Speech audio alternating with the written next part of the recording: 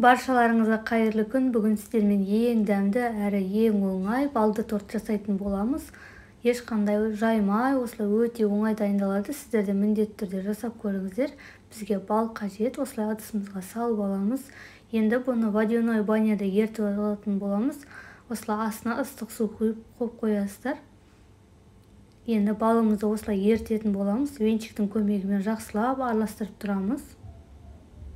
Осылай толықтай ерігеннен кейін енді 1 шай қасық содамызды саламыз.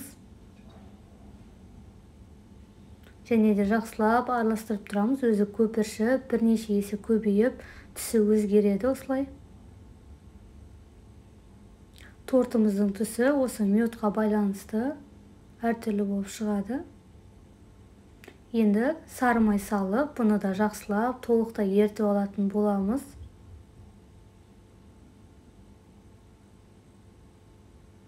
Сары майымыз осылай толықтай еріп кетті. Енді жақсылап тағы да 1-2 рет араластырып аламыз. Суытып алып қоясыздар бөлек. Енді бөлек ыдысымызға 4 жұмыртқамызды салатын боламыз.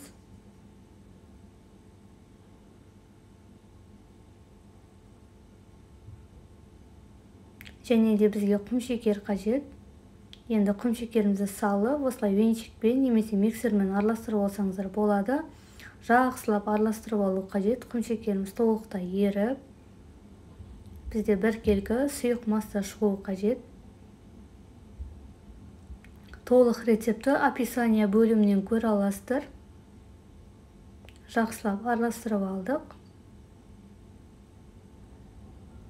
Енді ертілген балымызды құятын боламыз. Міндетті түрде суыған болу қажет. Әйтпесе жұмыртқамыз пісіп кетеді. Осылай жартысын құйып алдым. Енді толықтай жақсылап араластыратын боламыз. Және де қалған барлық бөлігін құйдым. Тағы да жақсылап араластырып аламыз.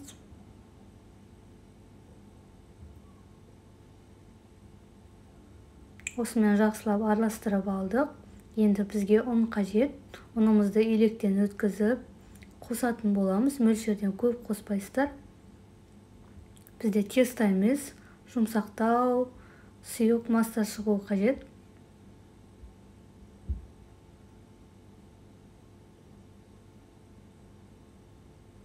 Ұнымызды електен өткізіп салып алдық. Енді венчиктің көмегімен немесе осылай лопаткамен жақсылап араластырып аласыздар. Өйткені қолмен араластыруға болмайды, қолға жабысып, қиын болып кетеді. Осылай венчикпен толықтай араластырып аласыздар. Осындай қамырдың, ұнның іртіктері қалып кетпеуі қажет. Осымен біздің тестамыз дайын болды. Енді пергаментке салатын боламыз. Осы рецептпен 5-6 корж шығады. Мен 4 ғып жасадым, қалыңдау ғып. Қанша жасасаңыз да өз еркілеріңізде. Қамырымызды жаймай, тестамызды осылай бетіне ұн сеуіп шығасыздар. Бұл ұнның ешқандай зияны жоқ. Қамырыңыз қатты немесе ұнды болып кетпейді. Осылай қолдың көмегімен жақсылап біркелкі етіп жайып аласыздар. Барлық шетін бірдей етіп жайған дұрыс. Сонда тортыңыз біркелкі әдемі болып шығады. Енді қызып тұрған пеште пісіріп алатын боламыз. Егер сіздердің пергаменттеріңіз жабысып қалып жатса, астына да кішкене ғана ұн сепсеңіздер болады.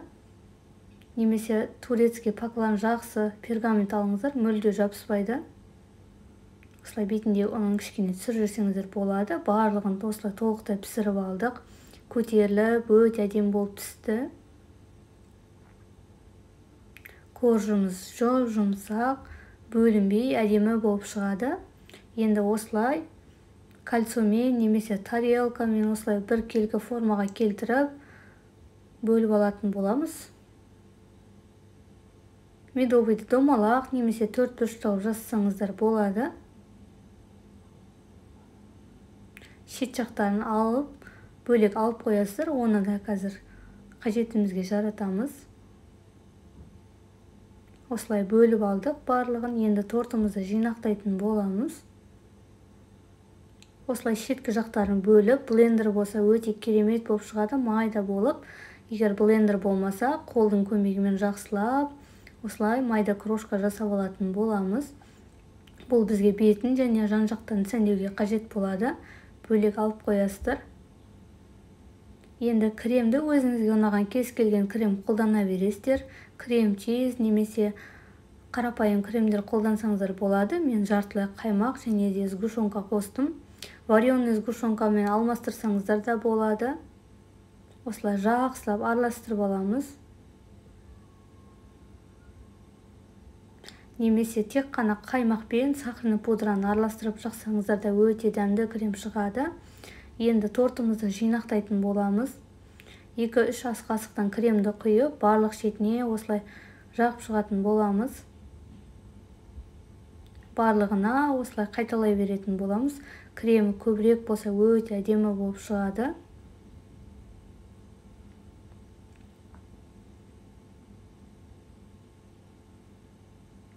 Кожа өте дәмді болып шықты.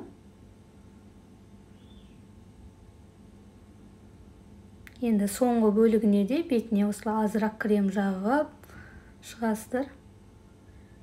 Және шет жақтарына да осылай кремнің аққан бөлігін жағып шығамыз. Міндетті түрде де шет жақтарына крем қажет. Және де бетіне осылай қалған шетіндегі крошкаларын өткізіп шығатын боламыз. Сонда өте әдемі көрінеді, немесе осылай үлкен бөлігінде сеуіп шықсаңыздар болады. Барлық шетіне осылай жасап шығатын боламыз, видеода көрсетілгендей.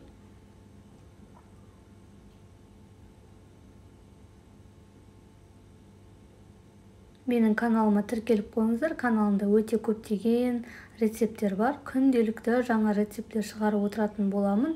Барлығы қарапайым, оңай рецепттер. Осылай тортымызды жинап алдық. Тортымыз дайын, өте әдемі болып шықты. Осылай бетін фруктымен сәндесеңіздер де болады. Сахарный пудра сеуіп. Тортыңызды холодильникке бір күнге қойып қойсаңыздар, крем сіңіп өте әдемі болып шығады. Мен сіздерге сразу кесіп көрсетіп жатырмын. Сондықтан менде әлі кремі қатпаған. Осылай өте әдемі болып шығады. Сіздерге видео ұнаса лайк басып, комментарий қалдырып кетіңіздер. Менің каналыма міндетті түрде тіркеліп қойыңыздар. Тортымыз өте дәмді, жұмсақ болып шықты. Сіздер де міндетті түрде жасап көріңіздер. Ас болсын.